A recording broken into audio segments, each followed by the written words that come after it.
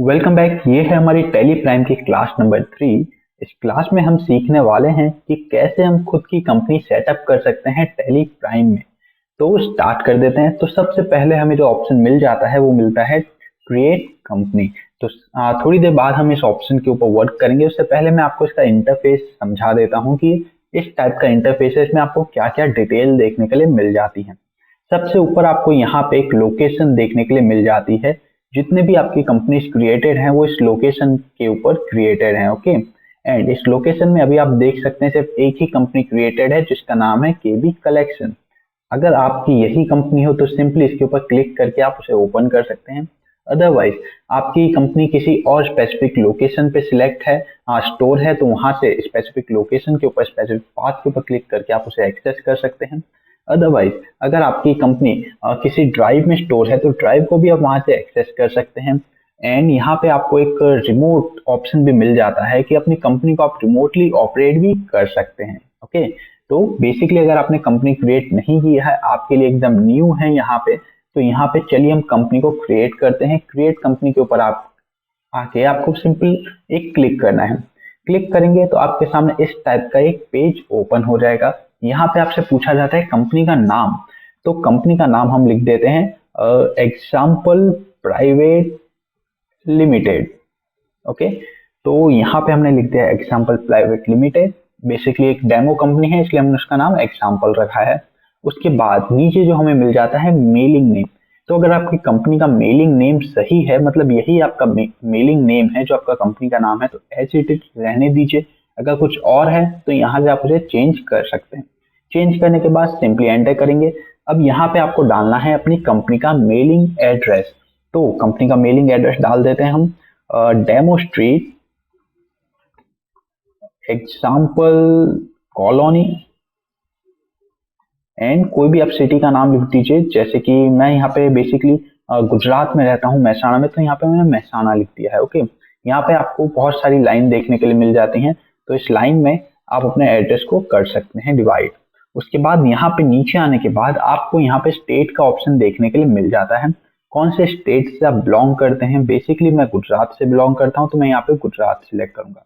And यहाँ पे आपको डालना है उसके बाद पिन कोड। तो यहाँ पे मैं पिन कोड लिख देता हूँ अपनी सिटी का। ओके, तो अब यहाँ पे इतनी जो इन्फॉर्मेशन आपने डाली है, कंपनी का नाम, मेलिंग नेम, कंपनी का address, state and pin code, ये इन्फॉर्मेशन होती है कंपलसरी।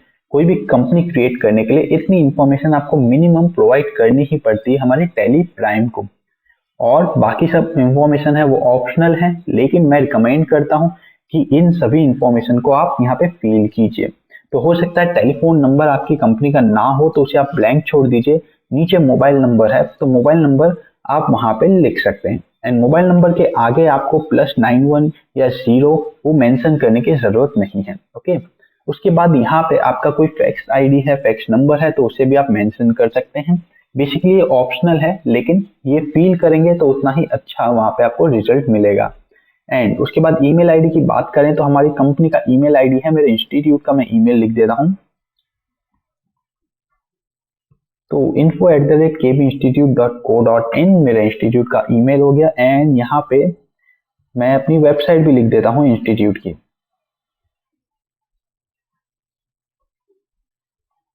यहाँ पे अब मेरी आ गई है वेबसाइट। आगे बढ़ते हैं तो यहाँ पे बात करते हैं financial year and book beginning year. Basically यहाँ पे जो फाइनेंशियल ईयर होता है एंड जो बुक बिगनिंग ईयर होता है, मोस्टली केस में कॉमन होता है, लेकिन कुछ रेयर केस होते हैं जिसमें ये डिफरेंट होता है। फॉर एग्जाम्पल आपकी जो बुक बिगनिंग ईयर है, सपोज वो 1 जुलाई या फिर 1 अगस्त या फिर इस मंथ 1 नवंबर से चालू होता है, तो वहां पे आपका जो फाइनेंशियल ईयर बिगनिंग होगा वो 1 अप्रैल ही रहेगा। वो बहुत ही रेयर केस में होता है, लेकिन मोस्टली यहाँ पे सेम ही रहता है। ओके, तो यहाँ पे हम एक ही 1 अप्रैल 21 ही रहने देते हैं। उसके बाद जब हम एंटर करते हैं तो यहाँ पे आ जाते हैं हम करेंसी बेस में, कि बेस करेंसी सिंबल कौन सा है, उसका फॉर्मल नेम कौन सा है। तो हम वर्किंग करने वाले हैं रुपीस में, तो यहाँ पे हम रुपीस रहने देंगे, इसे हम ऐसे रहने देंगे, चेंज नहीं करेंगे। पर आप अपने कन्वीनियंट के अकॉर्डिंग यहाँ पे चेंज करना चाहते हैं तो बिल्कुल कर सकते हैं। उसके बाद यहाँ पे हम एंटर कर देते हैं। एंटर करने के बाद आपको यहाँ पे एक छोटा सा पॉपअप दिख रहा होगा, एक्सेप्ट, यस और नो। इस यस और नो पॉपअप का मतलब है कि अगर आपकी यहाँ पे कंपनी में आपने जो भी डिटेल डाली है वो सही है तो आप यस कर दीजिए, अगर उसमें कुछ एडिट करना है, आपको चेंज करना है, तो यहाँ पे आप नो कर दीजिए। नो करेंगे तो आप देख सकते हैं मेरा वापस से एकदम स्टार्टिंग पे कंपनी नाम के ऊपर हमारा वापस से रिडायरेक्ट हो चुका है। अब यहाँ से मुझे जो भी इंफॉर्मेशन चेंज करनी है उसे मैं चेंज कर सकता हूँ। चेंज करने के बाद वापस से हमें मिल जाएगा एक्सेप्ट का ऑप्शन, एंड इस बार हम यस कर देंगे। ओके, यस करते हैं तो आपकी कंपनी हो चुकी है सक्सेसफुली क्रिएटेड। यहाँ पे आप उसका एक नोट देख सकते हैं, कंपनी क्रिएटेड सक्सेसफुली। एंड उसके बाद यहाँ पे आपके सामने एक आ जाता है फीचर पॉपअप। अगर आप टैली प्राइम यूज नहीं कर रहे, आप टैली ERP9 या फिर टैली 9 यूज कर रहे हैं, तो आपको अपने कीबोर्ड में से F11 प्रेस करना पड़ेगा इस टाइप के पॉपअप को विजिबल करने के लिए। तो बेसिकली टैली प्राइम में एक एडवांस फीचर आ चुका है कि जैसे ही हमने कंपनी को क्रिएट किया तो ये पॉपअप आ जाता है।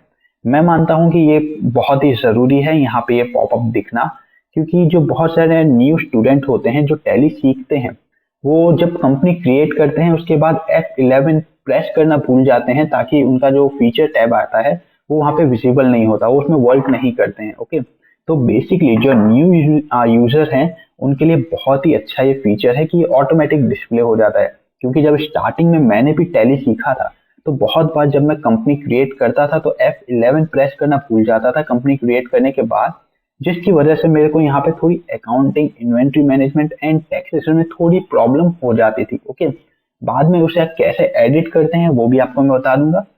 तो बेसिकली इस टाइप का आपके सामने फीचर पॉपअप ओपन होगा टैली प्राइम में।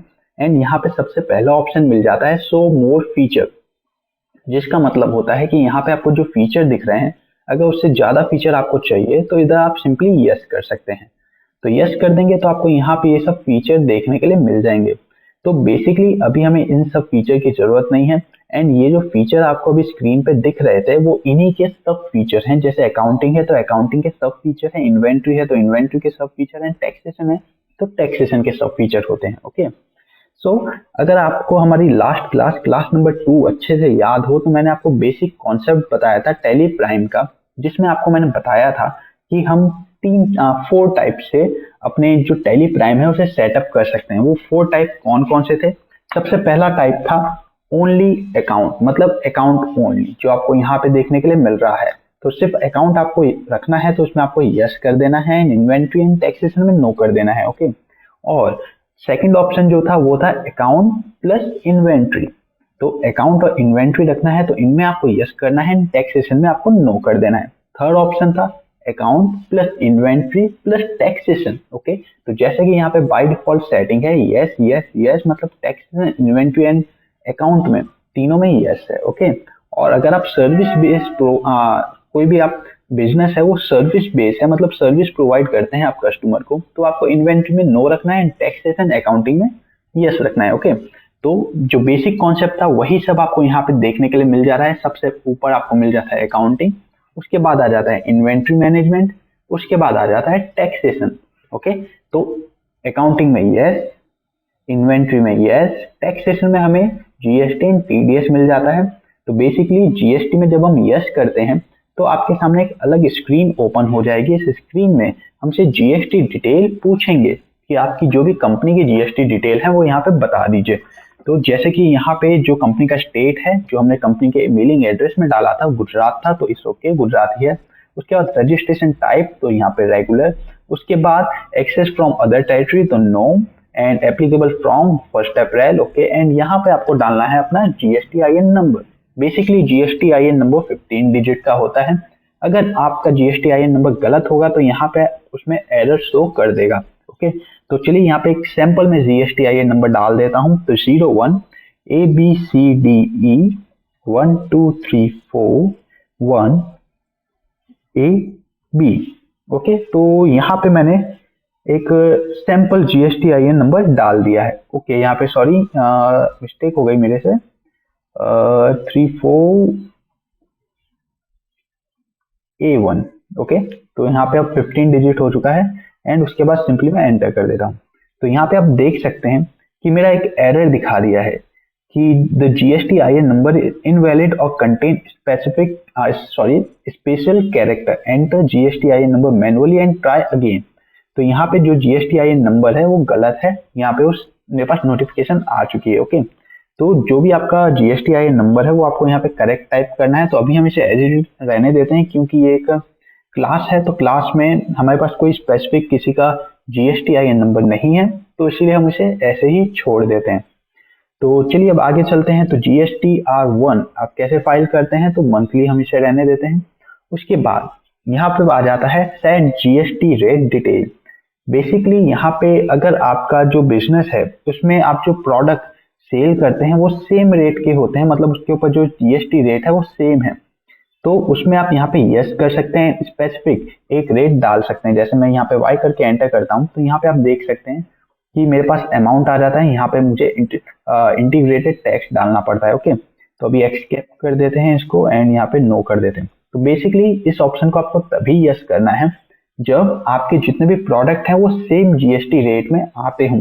एंड मैं रिकमेंड करता हूँ इसे आप नो ही रहने दीजिए, क्योंकि हम आगे आने वाली जो हमारी क्लास है उसमें इतनी अच्छी तरह से डिस्कस करेंगे कि इसको यस करने की आपको जरूरत ही नहीं पड़ेगी।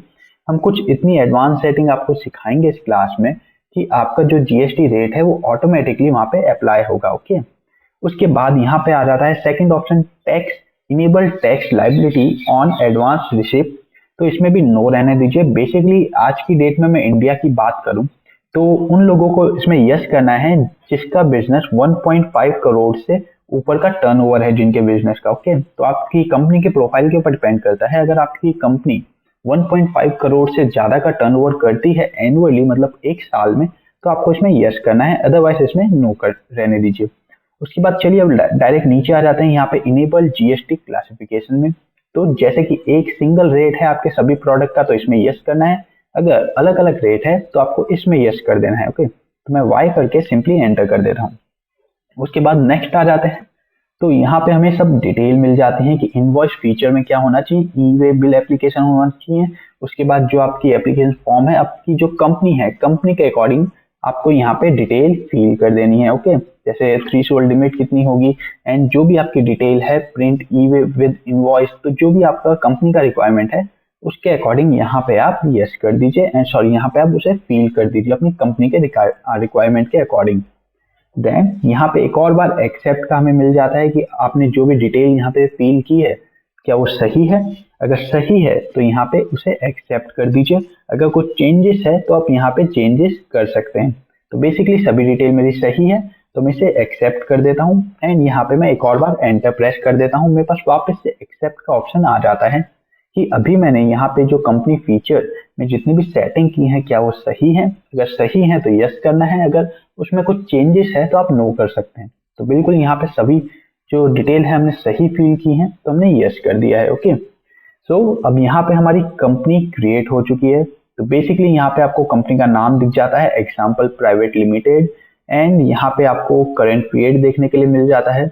उसके बाद यहाँ पे आपको जो करंट डेट होती है वो देखने के लिए मिल जाती है। तो बेसिकली यहाँ से आप अपनी करंट डेट चेंज कर सकते हैं। इसे मैंने क्लिक किया है, उसके बाद आप यहाँ से करंट डेट चेंज कर सकते हैं। ओके, तो अब बात करते हैं कि अगर आपकी कंपनी की प्रोफाइल आपने क्रिएट कर दी, बाद में आपको याद आया कि नहीं मैंने कंपनी का एड्रेस कुछ गलत लिख दिया है, तो उसे आप चेंज कैसे करेंगे, क्योंकि अब आपकी कंपनी की प्रोफाइल वहाँ पे क्रिएट हो चुकी है, आपने एक्सेप्ट में भी यस कर दिया। अब अचानक आपको याद आया कि मेरे से ये मिस्टेक हो चुकी थी, अब उसे वापस से कैसे ठीक करेंगे।